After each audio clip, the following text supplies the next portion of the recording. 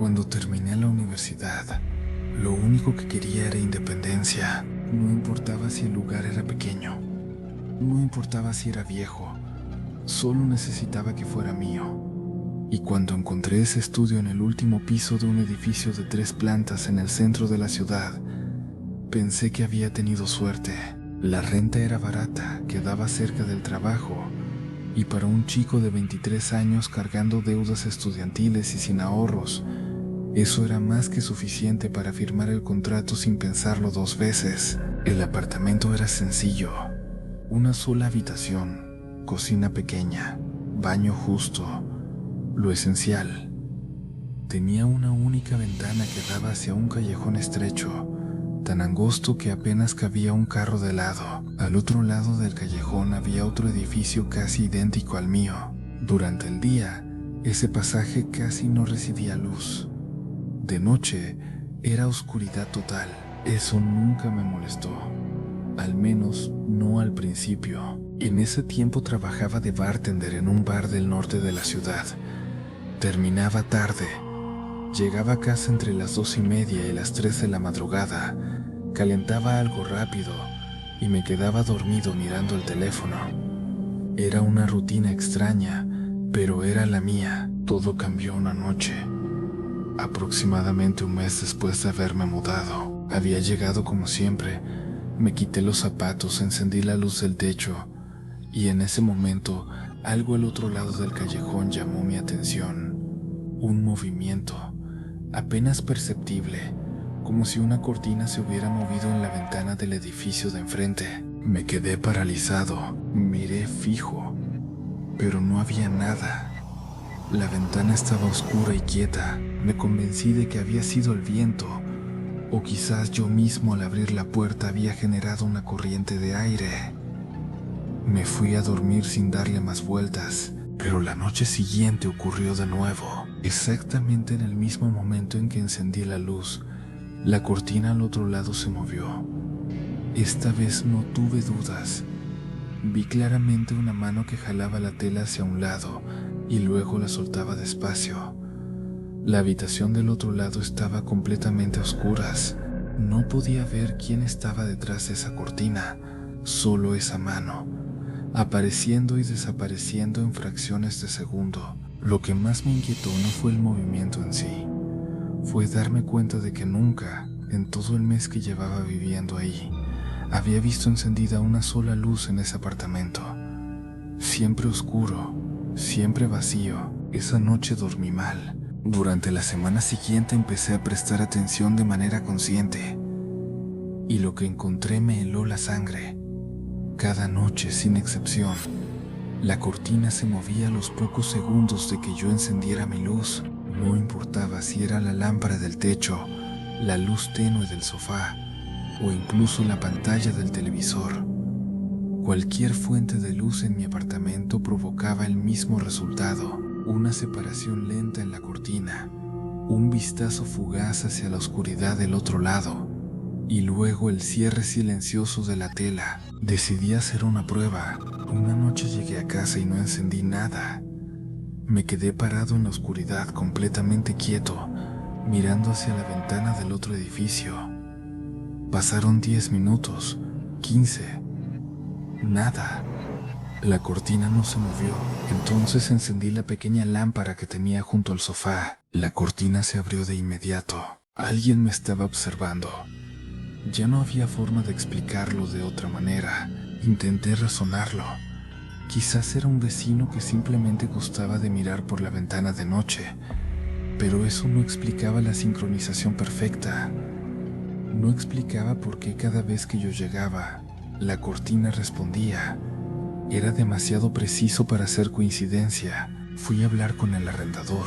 Le pregunté sobre el apartamento del edificio de enfrente, el que daba justo a mi ventana. Me dijo que llevaba meses desocupado. Le pregunté si alguien podría haberse mudado recientemente sin su conocimiento. Me respondió con una sonrisa incómoda y me dijo que estaba siendo paranoico. Consideré llamar a la policía, pero ¿qué iba a decirles exactamente? ¿Que una cortina se movía cuando yo encendía las luces? No tenía ninguna prueba, solo una sensación que se volvía más pesada cada noche, y entonces ocurrió algo que cambió todo. Era una noche entre semana, casi las 4 de la mañana. El bar donde trabajaba había tenido un evento privado, y la limpieza se extendió más de lo habitual. Llegué a casa agotado, con la mente nublada. Cuando estaba frente a mi puerta, noté algo atascado en el marco. Al principio pensé que era un volante o publicidad, pero cuando lo jalé era un papel arrugado, un papel doblado a la mitad, sin sobre, escrito a mano con tinta azul. Lo abrí. Vomoterad, decía una sola palabra. Hola. Las piernas me flaquearon. No necesité pensar mucho para saber de dónde venía. Corrí a mi ventana y miré hacia el otro edificio. La cortina estaba corrida, sin movimiento, sin nada. Agarré lo necesario, metí ropa en una mochila y salí del apartamento esa misma noche. Fui a casa de mi amiga Sandra, que vivía al otro lado de la ciudad. No pegué un ojo en toda la noche. Al día siguiente regresé, pero esta vez fui directo con el arrendador y no le di opción. Le exigí que me llevara al apartamento del otro edificio. Quería ver el interior con mis propios ojos. Dudó, pero al final accedió. Subimos al tercer piso del edificio de enfrente. Él abrió la puerta con su llave maestra. El lugar estaba vacío. Polvo en el suelo, paredes sin nada. Madera que crujía con cada paso como si el edificio entero pudiera venirse abajo. No había muebles, no había ropa, no había señales de vida. Hasta que llegamos a la habitación del fondo, la que daba directamente a mi ventana. En el centro de esa habitación, posicionada con precisión frente al vidrio, había una sola silla de metal plegable, nada más. Solo la silla, orientada exactamente hacia mi apartamento. El arrendador no dijo nada. Yo tampoco pude decir nada. Llamamos a la policía. Vinieron, inspeccionaron el lugar, tomaron huellas. Me dijeron que harían un seguimiento, pero nunca supe de ningún resultado, ningún sospechoso, ninguna explicación de cómo esa persona había tenido acceso a un apartamento que supuestamente estaba cerrado y vacío. Me mudé esa misma semana. Han pasado años desde entonces y todavía pienso en esa ventana. Pienso en cuántas noches alguien estuvo sentado en esa silla, en la oscuridad, mirándome sin que yo lo supiera. Me pregunto si el arrendador llegó a saberlo antes que yo.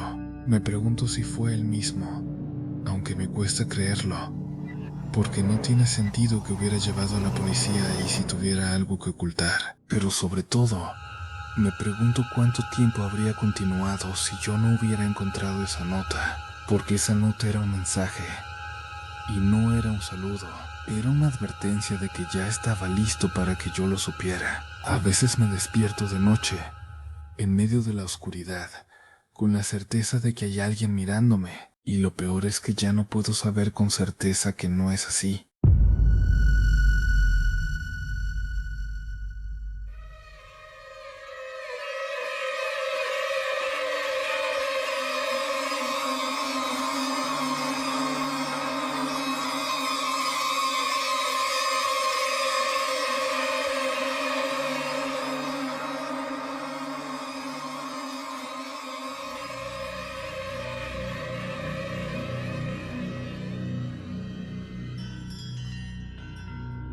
Cuando tenía 12 años, mi familia decidió dejar la ciudad.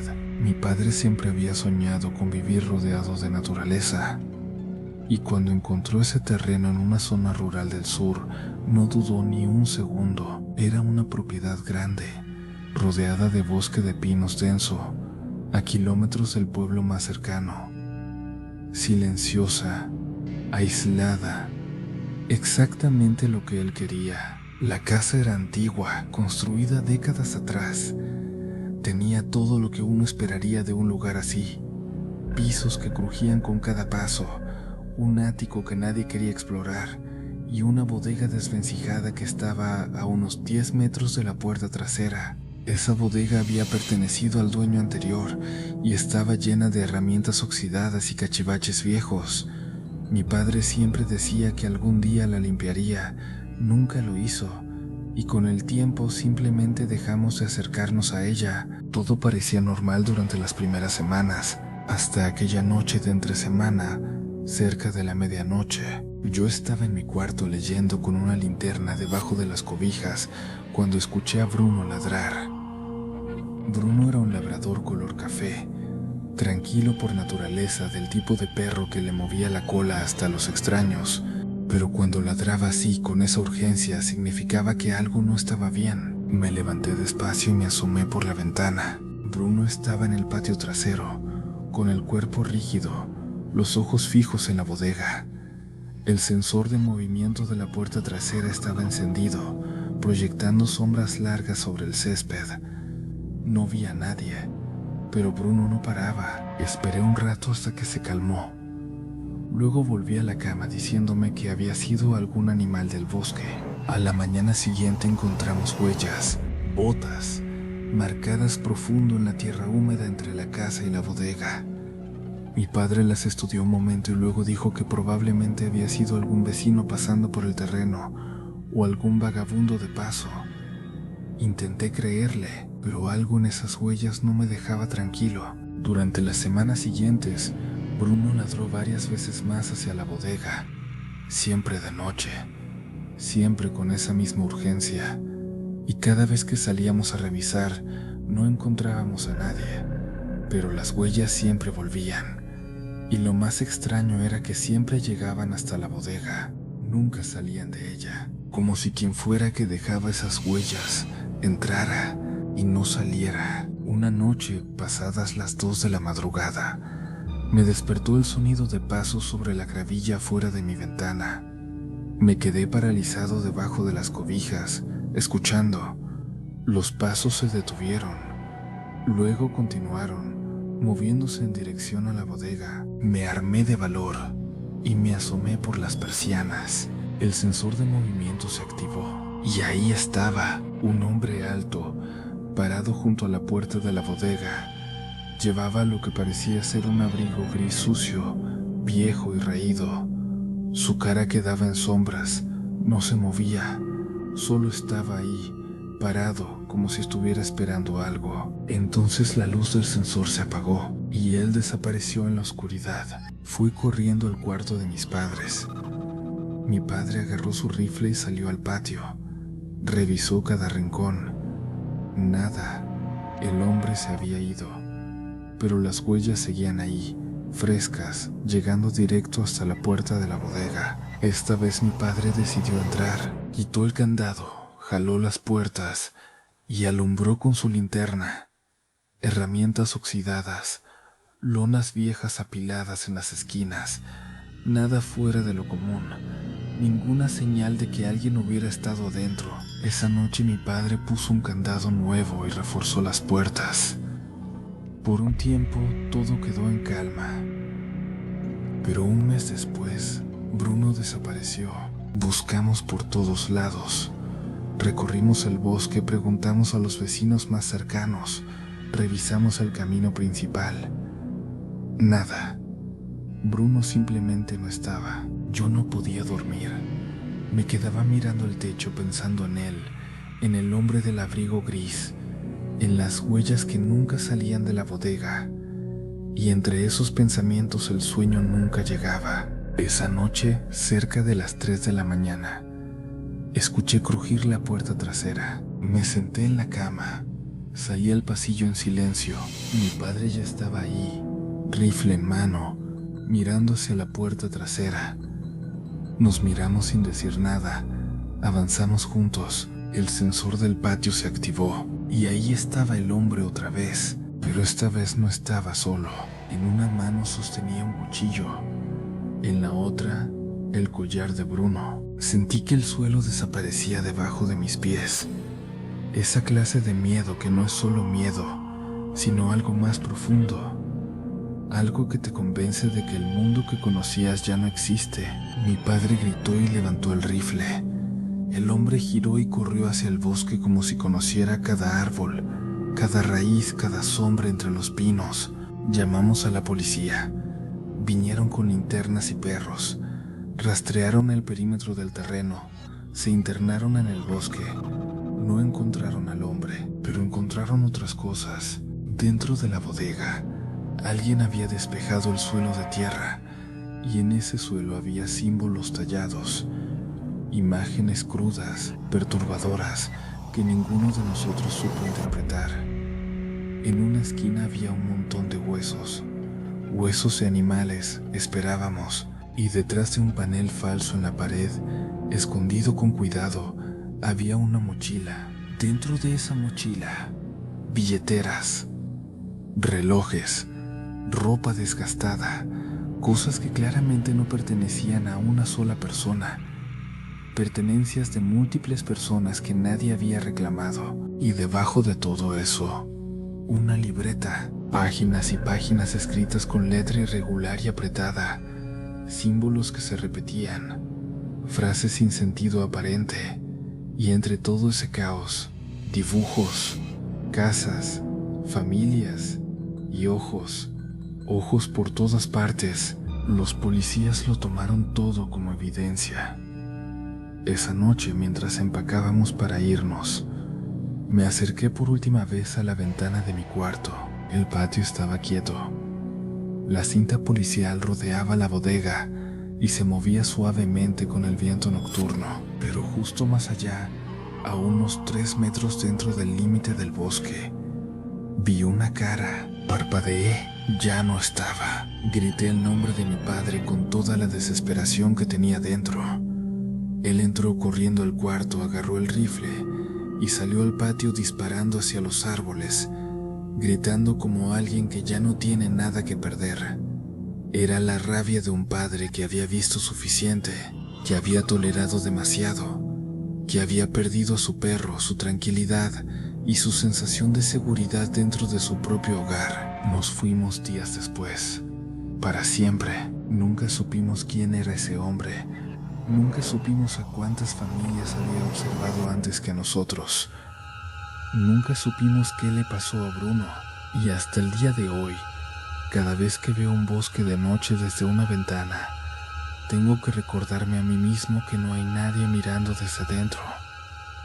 Aunque ya sé que eso no siempre es verdad.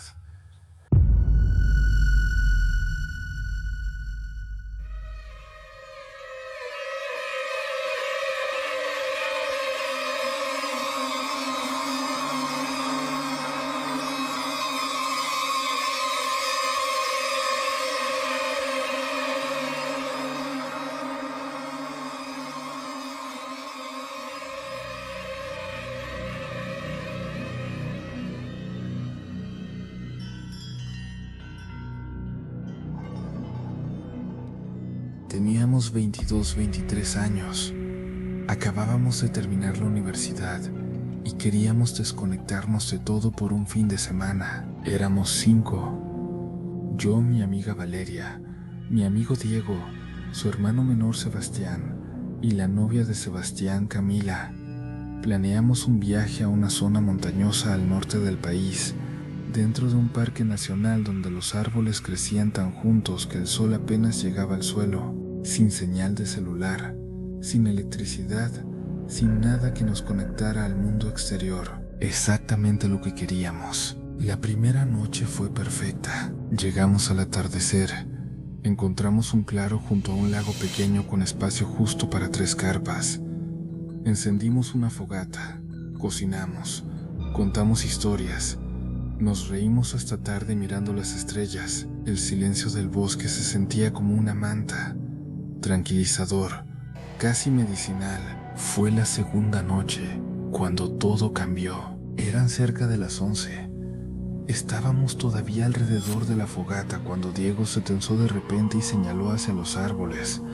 Preguntó si alguno de nosotros había visto eso. Todos miramos. No había nada. Pero él insistió en que había visto una figura moverse entre los pinos a unos 30 o 40 metros. Sebastián dijo que probablemente era un venado. 20 minutos después escuchamos una rama quebrarse en la misma dirección. Un sonido seco, fuerte, demasiado pesado para ser un animal pequeño. Valeria dijo que quería irse a dormir. Todos estuvimos de acuerdo. Apagamos la fogata, entramos a las carpas y tratamos de descansar. Esa noche escuché algo que no he podido olvidar. Respiración venía desde afuera de la carpa, a no más de 3 metros de donde yo estaba acostado. Al principio pensé que todavía estaba entre el sueño y la vigilia, confundiendo sonidos, pero continuó. Era una respiración pesada, lenta, como la de alguien mayor o alguien que hubiera estado caminando mucho tiempo. Pensé que podría ser uno de mis amigos saliendo a orinar, pero no escuché pasos alejándose.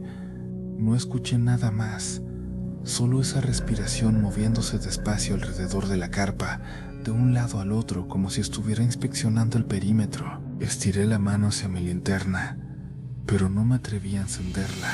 La respiración se detuvo de golpe. Esperé en silencio absoluto durante lo que me parecieron varios minutos. Luego, nada. El silencio volvió. Me convencí de que había sido uno de mis amigos, y eventualmente el agotamiento me venció. A la mañana siguiente, no dije nada, pero Diego sí. Antes de que pudiéramos siquiera servir el desayuno, nos dijo que alguien había estado afuera de las carpas la noche anterior. Hannah confirmó que también lo había escuchado, que quien fuera había rodeado las carpas más de una vez. Pregunté si alguien había salido a orinar durante la noche. Sebastián dijo que sí, que él había salido, pero que al hacerlo creyó ver una figura agachada junto a la fogata apagada, cerca de las 4 de la mañana. Revisamos el perímetro del campamento. Encontramos huellas en el suelo que rodeaban las 3 carpas, y en un parche de tierra más húmeda, casi barro. Una de las huellas era completamente clara. No era de bota, no era de zapato, era de un pie humano descalzo. Nadie habló por un momento. Luego Valeria intentó reírse y dijo que probablemente era algún excursionista excéntrico o alguien gastando una broma. Nos aferramos a esa explicación porque era la única que no nos obligaba a empacar y salir corriendo. Esa tercera noche decidimos quedarnos despiertos más tiempo. Encendimos una fogata más grande, mantuvimos las linternas cerca, hablamos en voz baja, atentos a cualquier sonido que viniera del bosque. A las 2 de la mañana lo escuchamos de nuevo, crujido de hojas, lento, deliberado, como alguien que camina sabiendo exactamente dónde pisa para no hacer demasiado ruido, pero fallando apenas lo suficiente. Diego encendió su linterna y apuntó hacia los árboles, y lo vimos, un hombre, completamente desnudo, agachado detrás de uno de los pinos más cercanos, con las rodillas dobladas y las manos apoyadas en el suelo, como un animal que acababa de ser descubierto. Nos miraba. Por un segundo nadie hizo nada. Luego él se metió de vuelta en la oscuridad del bosque, moviéndose con una velocidad que no parecía humana. Nadie quería separarse. Nadie quería meterse a una carpa individual. Estuvimos los 5 juntos alrededor del fuego, con las linternas encendidas, sin dormir, contándonos en voz baja lo que cada uno había sentido durante esas 2 noches. Camila sugirió empacar y salir en ese momento. Diego y yo dijimos que era mala idea. Encontrar el camino de regreso al carro en plena oscuridad, con ese hombre suelto en el bosque siguiéndonos, era mucho más peligroso que quedarnos juntos hasta el amanecer. Así que esperamos. Las horas pasaron lentas como nunca. Cada sonido del bosque se volvía una amenaza. Cada rama que crujía a lo lejos nos ponía en alerta. Yo no cerré los ojos ni un segundo. Y entonces, cuando ya llevábamos horas en silencio, escuché algo entre los árboles. Una voz, baja, opaca, como alguien hablando solo o hablando para ser escuchado apenas lo justo. No pude entender las palabras, pero era una voz humana, y no era ninguno de nosotros. Nadie reaccionó. No sé si estaban dormidos o si estaban tan paralizados como yo. Entonces sentí que mi carpa se movía. Miré hacia el cierre. Estaba bajando, despacio, centímetro a centímetro, desde afuera. Grité. No fue una decisión consciente, fue instinto puro. Y mis 4 amigos gritaron también, despertando o reaccionando desde donde estaban. Escuché pasos alejándose rápido entre los árboles. Jalé el cierre hacia arriba con fuerza. Lo cerré completamente y me quedé pegado a ese cierre el resto de la noche. Nos gritamos entre carpas para saber que todos estábamos bien. Nadie durmió más. Miramos juntos cómo el cielo fue pasando del negro al azul oscuro y del azul oscuro al gris del amanecer. Cuando había suficiente luz, empacamos en silencio y salimos. El camino de regreso al carro fue el más largo de mi vida. Caminamos rápido, sin detenernos, mirando hacia los lados con cada paso. El bosque que 2 días antes nos había parecido hermoso ahora se sentía como algo que nos observaba. En la entrada del parque había una pequeña estación de guardabosques. Les contamos todo. El guardia nos escuchó sin interrumpirnos. Cuando terminamos, asintió con una expresión que no era de sorpresa. Nos dijo que habían tenido reportes. Un hombre, quizás más de uno, viviendo dentro del parque. Algunos visitantes habían reportado objetos robados. Otros habían reportado cosas peores. No nos dijo cuáles. No preguntamos. Nos subimos al carro y manejamos 4 horas sin casi hablar. Alguno que otro intentó hacer un chiste durante el camino, pero nadie se rió de verdad. Esa fue la última vez que fui a acampar, y si alguien me pregunta por qué, solo tengo que recordar el sonido de ese cierre bajando solo en la oscuridad, y la respuesta llega sola.